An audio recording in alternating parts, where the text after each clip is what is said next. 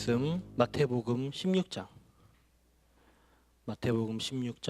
15절에서 16절 말씀 보겠습니다. 마태복음 16장 15절에서 16절 신약성서 27페이지에 있습니다.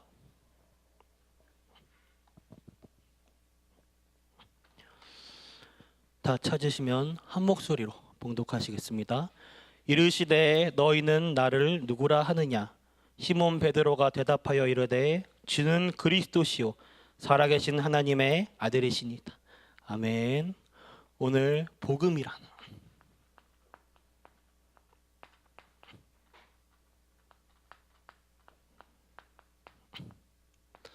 원래 제가 이번 한 주간 따로 준비한 메시지가 따로 있었습니다. 근데 며칠 전부터 하나님께서 계속 제 마음에 이 메시지를 감동으로 주셨어요. 그래가지고 메시지의 방향을 바꿨습니다. 전 세계에서 가장 많이 읽는 베스트셀러가 무엇일까요?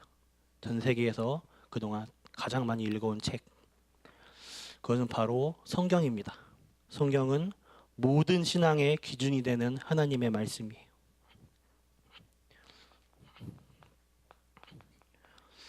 성경은 구약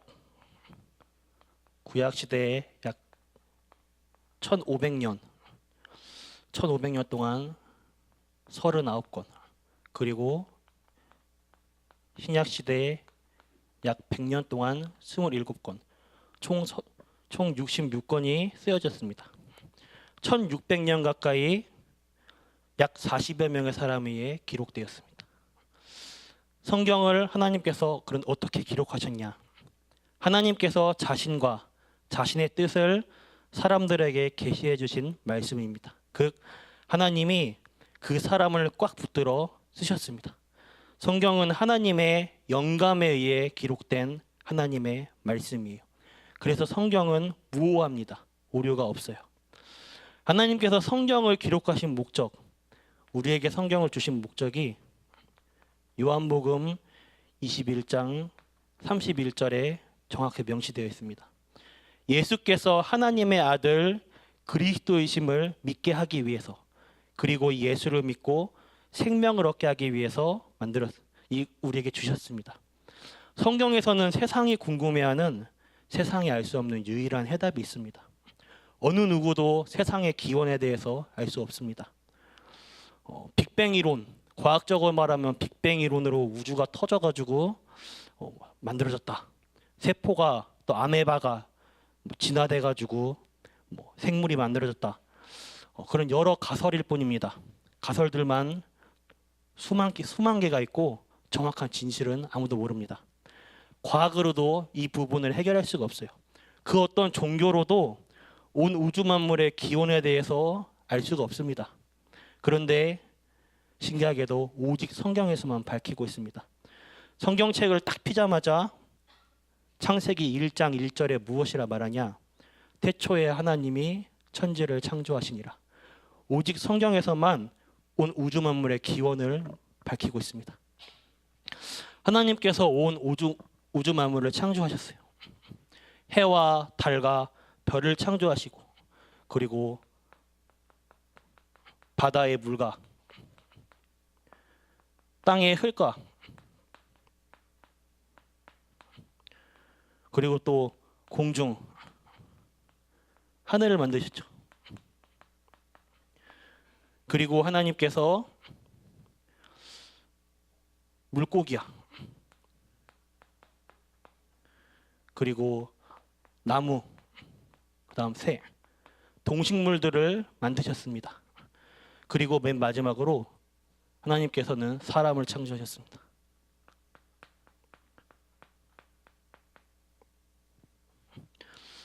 창세기 2장 7절에 땅의 흙으로 사람을 빚으시고 그 코에 생명을 불어넣으사 사람은 영을 가진 존재입니다. 동물과는 전혀 다른 존재예요. 사람은 땅의 흙으로 만들어졌기 때문에 사람이 이제 생을 다하면 어떻게 하죠? 무덤에 묻죠. 다시 흙으로 돌아갑니다. 창세기 1장 27절과 28절에 인간은 하나님의 형상대로 창조된 영을 가진 영적 존재입니다. 인간만이 유일하게 하나님과 교제하는 최고로 축복된 영적 존재예요.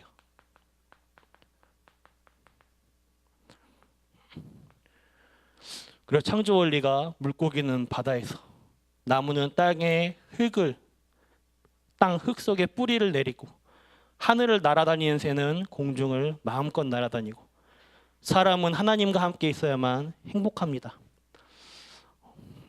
그리고 하나님께서 사람과 약속을 하게 됩니다. 창세기 2장 17절에 동산 중앙에 있는 선악을 알게 하는 나무의 실과를 먹지 말라. 다른 것은 다 먹어도 되는데 이것만 먹지 마. 하나님께서 약속을 합니다. 사람과.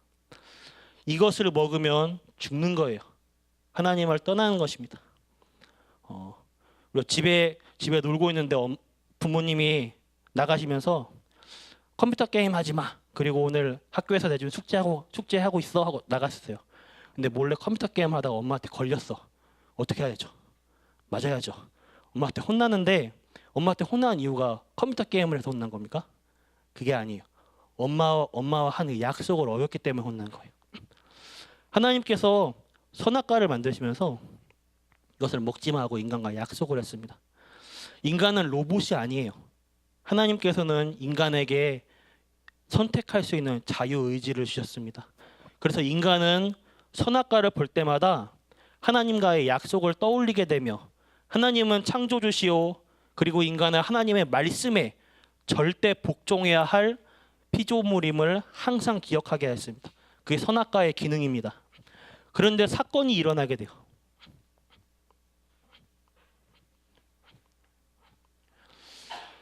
창세기 3장 1절에서 6절에 보면 옛뱀 마귀라고도 하는 사탄이 뱀 속에 들어가 인간을 속입니다. 선악과를 먹도록 유혹했어요. 굉장히 교묘하게 유혹합니다. 하나님이 모든 나무의 동산에 있는 모든 나무 열매 먹지 말라 하더냐? 이렇게 질문해요. 근데 하와가 뭐라고 대답하냐면, 그러면서 다 보고 되는데 선악을 알게 한 나무는 먹지 말라 하더라.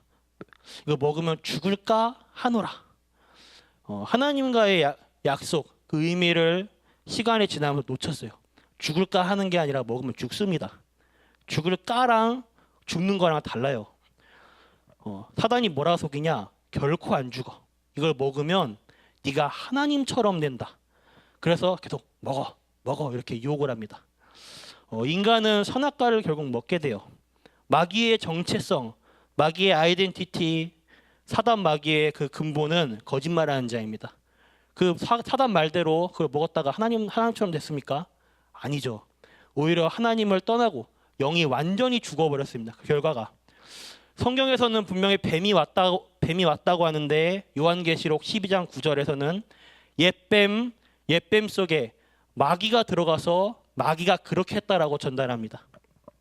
사탄 마귀는 같은 말입니다.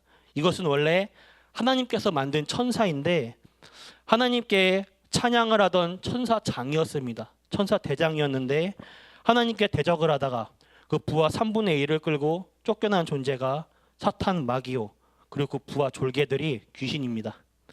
인간은 결국 마귀에게 속아서 선악과를 먹고 하나님을 떠나게 됩니다. 이때부터 인간이 절대 해결할 수 없는 세 가지 문제가 찾아요. 하나님 떠난 문제,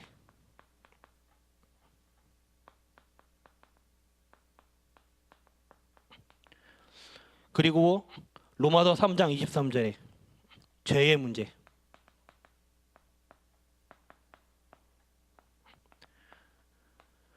그리고 요한복음 8장 44절에 사단과 지옥 권세, 사단과 지옥의 권세에 묶이게 됩니다. 모든 인류는.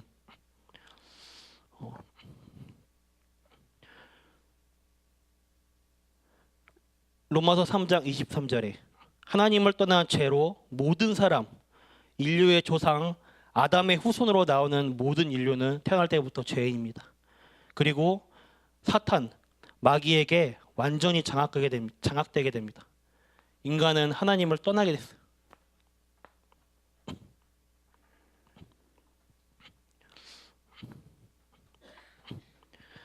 하나님을 떠난 인간은 요한복음 8장 44절에 신분이 마귀의 자녀입니다.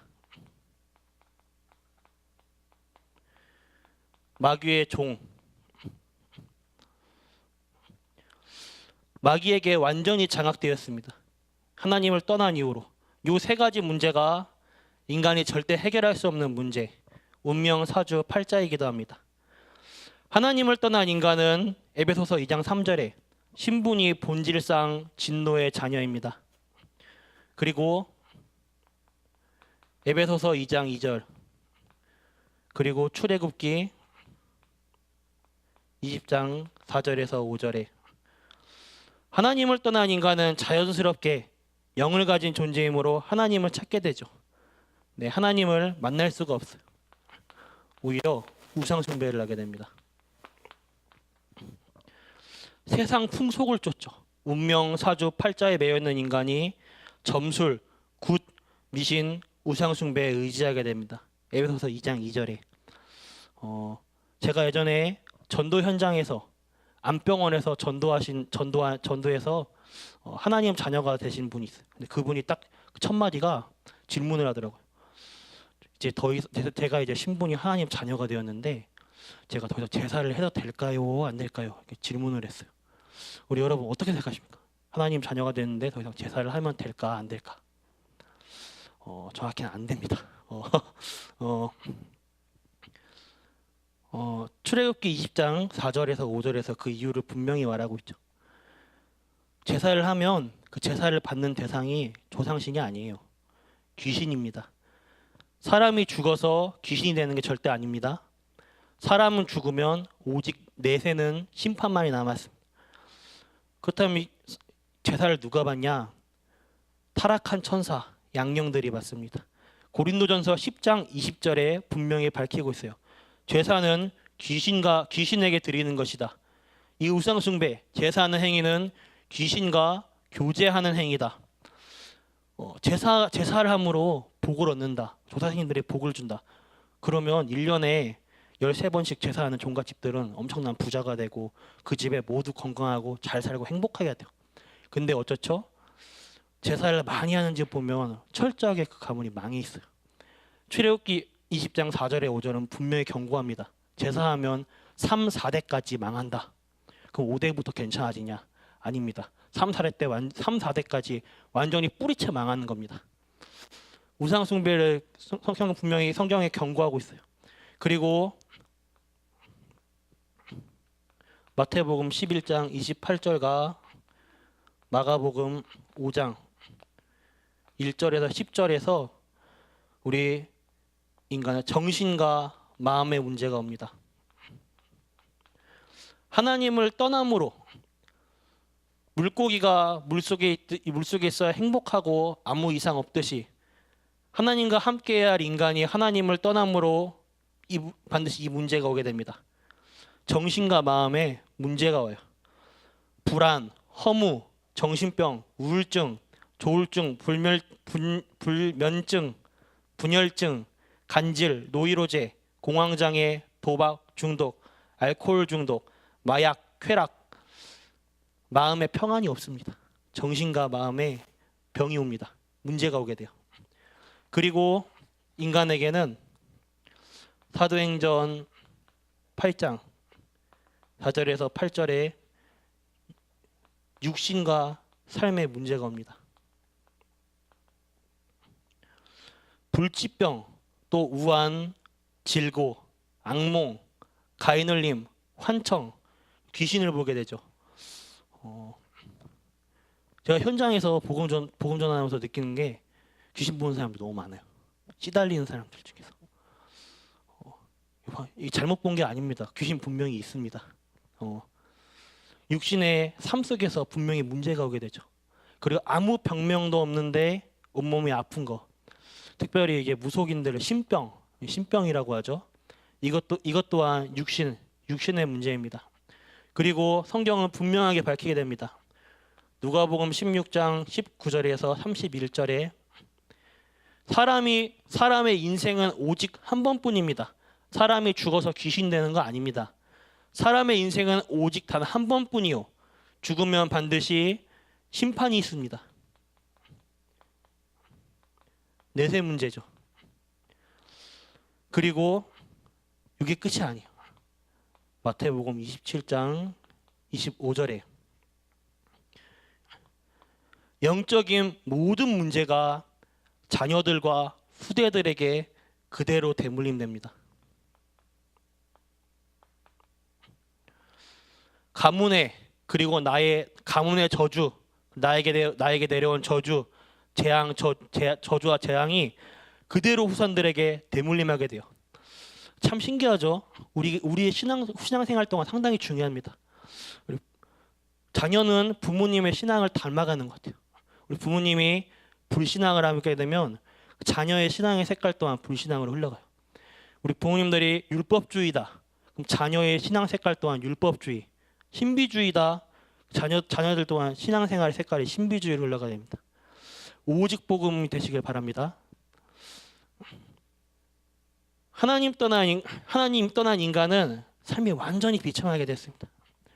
철학, 과학, 명예, 선행, 아무리 착한 일을 해도 이 부분을 빠져나갈 수 없어요.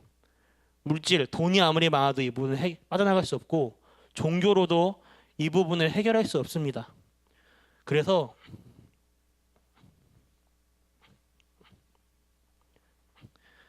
하나님의 해결책은 예수 그리스도입니다.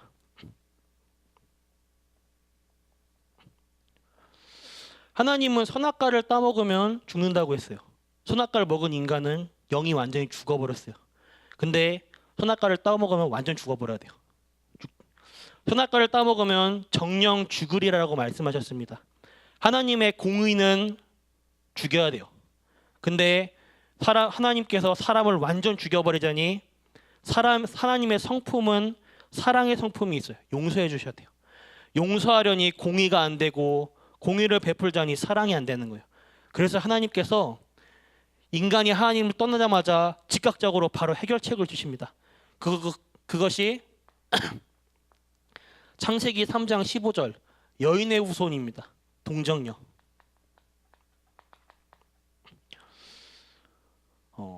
사람들이 성경을 읽고 이렇게 말해요. 성경은 말이 안 된다. 과학적으로 말이 안 돼. 왜 그러냐? 어떻게 동정녀란 부분이 어떻게 말이 되냐? 어떻게 여자가 잠을 자지 않고도 어떻게 남자랑 잠을 자는 게 아닌데 어떻게 아기를 낳냐? 이 부분은 이렇게 말하는 사람들은 원죄를 몰라서 그렇습니다. 하나님을 떠난 죄. 인류의 조상 아담으로부터 나오는 모든 후손들, 생물학적으로 남자의 씨앗, 남자의 정자가 아닌 남자의 정자로 내려오는 모든 후손들은 죄인이에요. 하나님을 떠난 죄인. 노예의 자녀는 신분 또한 노예입니다. 원죄를 타고난 인간의 후손은 절대 안 돼요. 이 부분을 해결할 수 없어요. 똑같이 원죄가 있기 때문에. 그래서 동정녀, 죄가 없는 남자를 모르는 원죄가 없으신 여인의 후손인 동정녀에게만 태어나야만 이 문제를 해결할 수 있습니다. 그렇다면 마리아는 죄가 있을까요? 없을까요? 천주교에서 말하는 마리아는 죄인입니다. 왜냐? 사람의 씨앗으로 나온 원죄를 가진 죄인이에요. 제가 추석 기간에 공포영화를 봤는데 그 공포영화 속에서 천주교를 잘 묘사했더라고요. 마리아는 성모 마리아에서, 예수는 아기 예수에서, 예수는 힘이 없는 그냥 아기 마리아에게 떠받들어주고, 참 그거 보면서 천주교가 그 영화가 잘 표현한 것 같아요. 마리아는 죄인입니다. 창세기 3장에 하나님께서 우리에게 해결책으로 주신 예수 그리스도.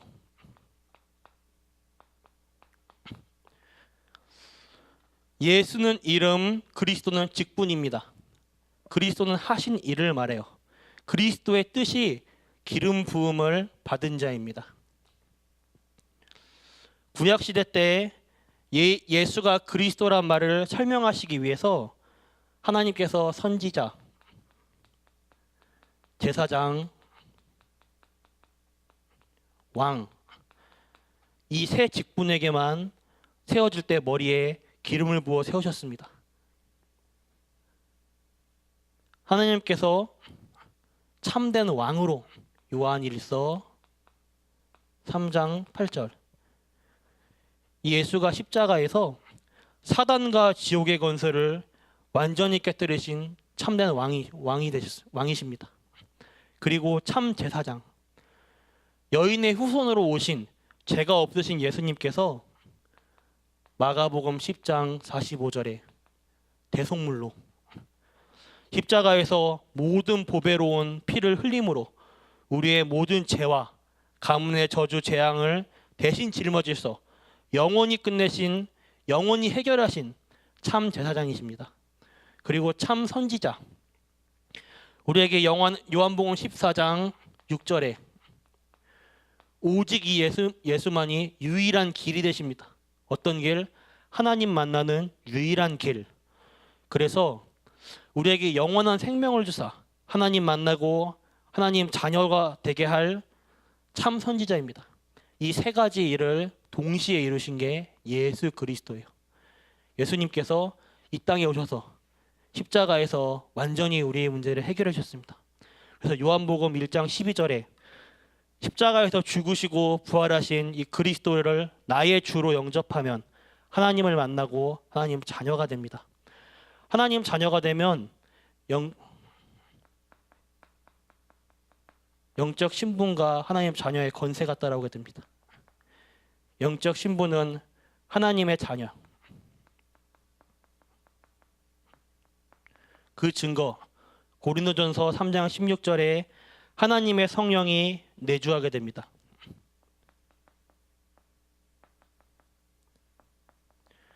하나님의 성령이 내주하고 하나님의 성령이 우리를 인도하십니다. 하나님의 자녀의 권세. 하나님 자녀는 기도할 수 있는 권세가 있어요. 기도하면 기도 응답받을 수 있어요. 기도할 때 천사가 동원됩니다.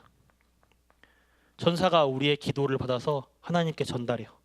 그리고 오직 예수 이름으로 사탄을 꺾을 수 있습니다.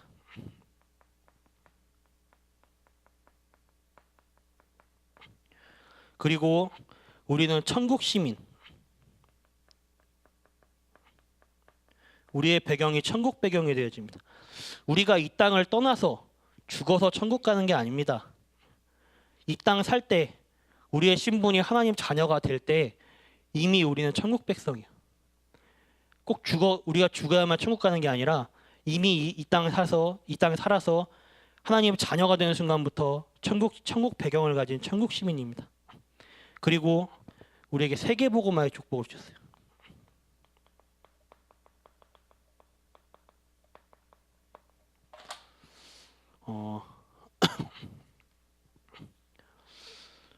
결론입니다. 하나님께서 이런 어마어마한 축복을 주셨습니다. 근데 오늘 이 메시지를 보면서 누구나 다 아는 메시지죠. 이 말씀 받으면서 내가 아는 것, 내가 아는 메시지, 기초 메시지 이렇게 받으시면 안 됩니다. 복음은 날마다 새로워야 돼요. 우리가 받은 말씀이. 수련회를 가면 중고 수련회, 대학 수련회, 청년 수련회는 모르겠어요. 제가 안 가봐가지고 요즘에 항상 서론의 개강 예배 때 이 메시지를 해요. 근데 많은 사람들이 이 부분을 내가 아는 건데 하고 그냥 듣지도 않아요. 놓쳐버리고. 근데 복음의 우리가 기초 메시지인데 기초 내가 들을 필요 뭐 있어? 근데 복음의 기초는 없습니다. 이게 우리가 받은 축복의 전부 다예요. 우리가 삶 속에서 이거 놓치니까 고생하는 거예요. 우리가 받은 축복은 이게 다고 어마어마한 축복입니다. 근데 이걸 실제적으로 삶 속에서 놓치고 있어요. 그 기초라는 말씀은 우리의 삶의 신앙의 뿌리가 되고 근본이 된다는 그 기초지 우리가 무슨 레벨을 쌓는 그 기초가 아닙니다. 그래서 우리가 복음을 이 말씀을 붙잡을 때마다 이 복음이 나에게 날마다 새로워야 돼요. 왜냐? 우리는 날마다 하나님 주시는 은혜 없으면 살아갈 수가 없어요. 날마다 예수 그리스도가 항상 매 시마다 매 분마다 초마다 이 말씀 붙잡아야 돼요. 우리가 항상 내 삶 속에 예수와 그리스도를 붙잡아야 됩니다. 마지막 결론 적용입니다. 우리가 이 복음을 그냥 알기만 하면 안 되고 적용해야 돼요. 삶 속에서. 기도 속에서 복음 누리는 기도를 하시길 바랍니다. 복음 누리는 기도가 무엇이냐? 청년 시절에 저를 양육하시는 목사님께서 훈련하시는 목사님께서 처음 복음 누리는 기도를 하니라고 물어봤을 때 제가 그게 뭐죠? 그렇게 대답했어요. 복음 누리는 기도가 무엇일까요? 어려운 게 아닙니다. 그리스도 삼중직, 불신자 6가지 상태, 그리고 신자의 7가지 축복, 이것을 기도로서 누리는 게 복음 누리는 기도예요. 우리 주보를 보면 주보에 나와 있습니다. 복음 누리는 기도. 근데 이것을 실제로 그 기도를 보면서 그걸 적용하고 삶 속에 적용하고 기도한 분이 얼마나 있을지 모르겠어요. 저는. 우리 삶 속에서 내 삶 속에서 반드시 복음 내가 뭔가 기도를 하기 전에 내 개인 기도 제목 이전에 복음 누리는 기도를 먼저 해보시길 바래요. 그리고 내 기도 제목을 놓고 기도해 보세요. 제가 그렇게 제가 2년간 새벽 기도를 지속한 적이 있는데 그때 제가 처음에 그렇게 기도했어요. 내 욕심, 내 거로 기도 제목 하다가 복음 누리는 기도로 2년 동안 그다음 내 기도 제목을 했는데 하나님께서 많은 응답을 주셨어요. 특별히 생각 속에서 많은 응답을 주시고 하나님께서 많은 은혜를 주셨습니다. 예수는 그리스도시요 살아계신 하나님의 아들이십니다. 예수는 단순히 모든 문제 해결자가 아닙니다. 내 인생 모든 문제 해결자이십니다. 이 복음으로 날마다 힘없길 바랍니다. 기도하겠습니다. 하나님께 감사합니다. 우리를 하나님 자녀 삼아주심에 감사합니다. 어떠한 문제 가운데서도 항상 하나님 자녀된 축복을 마음껏 누리게 하여 주시옵소서. 반석 같은 축복으로 믿음이 서게 하여 주시옵소서. 흑암 권세 이기며 하나님 자녀된 기도의 축복을 지금부터 회복하게 하여 주시옵소서.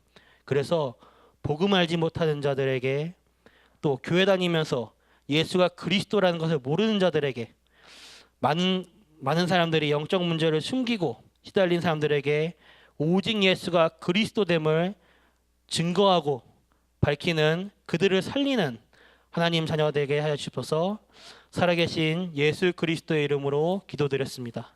아멘. 찬송가 300